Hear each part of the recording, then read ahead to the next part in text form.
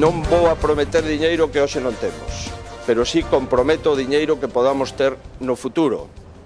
Non vou a facer nada que sexa faltarlle o respeto á xente, pero sí me vou a comprometer que en canto a situación económica o permita, volvamos a dignificación das pensións das viúvas e dos viúvos galegos que están, en moitos casos, por debaixo do umbral de pobreza.